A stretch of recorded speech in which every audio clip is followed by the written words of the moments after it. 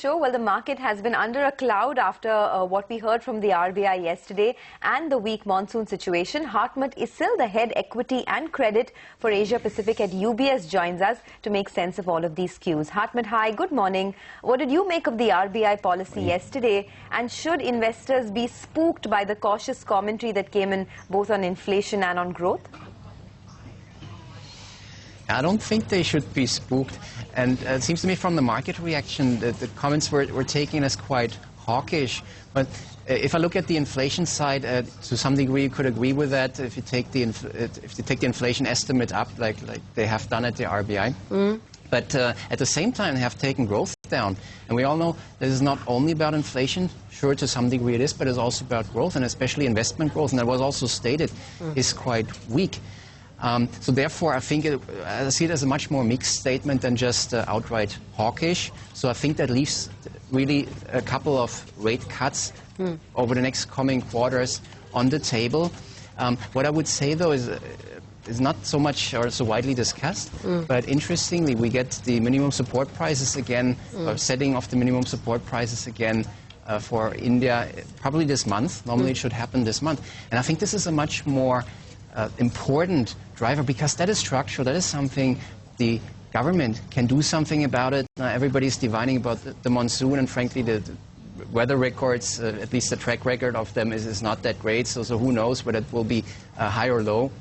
But the RBI, in any case, I think is well advised to look more closely at the structural things that the government can influence, like the MSPs, as opposed to monsoons which come and go. So overall, I don't quite understand why the market reaction has been so negative so far. So what exactly are you saying? A very high MSP will spook you?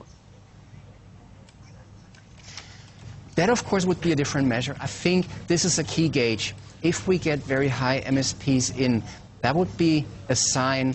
Because, look, a low increase of MSP, of course, is politically a difficult message. This is unpopular.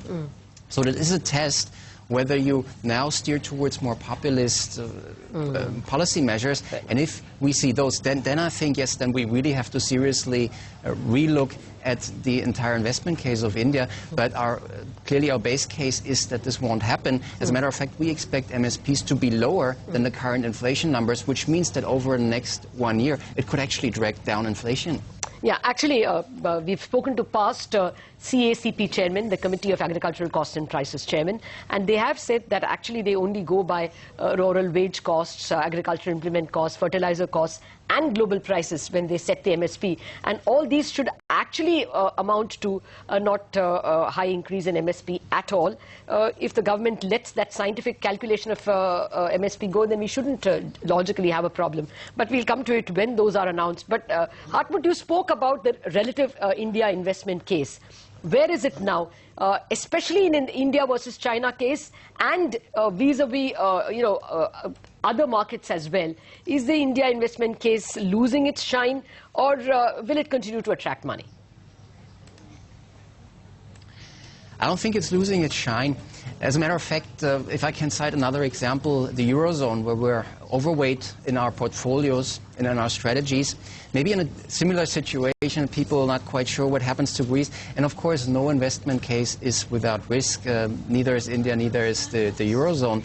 But oftentimes it's painful, especially when it's actually a good entry point, because the headlines sort of prevent us. And in the case of the Eurozone, of course, it's Greece, and not quite sure what happens there. Or now in India. As a matter of fact, last time we were at 8,000 in the Nifty, were different headlines. Remember, the headlines were tax. Nobody talks about that anymore, retroactive taxes, right? Three weeks ago, that was the talk of the town, and it was Modi not delivering, nothing coming through. Nobody really claims that seriously anymore either. So now it's a lack of potential for the RBI to cut. So each time it's a different headline. So I would try to really look through it, the fundamental data. The improvements, yes, they are incremental, but they are pointing in a very positive direction. So those investment cases where seemingly, the coast isn't clear, you cannot always wait until all the lights are on green. So I think India is a good example. Eurozone is another good example where we shouldn't be too deterred by the headlines about certain tail risks. Okay, by the way, the market is falling quite rapidly now. So just take one look at the screen. The Sensex is down almost 160 points. So it's lost about 850 points in less than 2 trading sessions, the Sensex that is. And the Nifty as well is moving towards the lowest point of trade. Hartmut, what exactly is your stance on India now? Will you increase your exposure at every lower level? And what kind of returns do you expect from India by the end of the year? Yeah. We have in our strategies already India at the highest weight of any of the countries in Asia and as a matter of fact in emerging markets. So we just stick to it. We just recently reiterated and it was the right decision. Remember when we were close to 8,000 and it did come back all the way to 8,400. Now granted we're a bit weaker again. But again, this is a bit a storm in a teacup. If people now worry about the monsoon, well, you know, anybody's forecast is as good as ours. I don't think this is really structurally what matters. I'd be very happy if we see a below 5% MSP. And unless that scenario gets out of whack when we see a higher increase, I think the scenario is very much intact. So I would keep buying to the full allocation.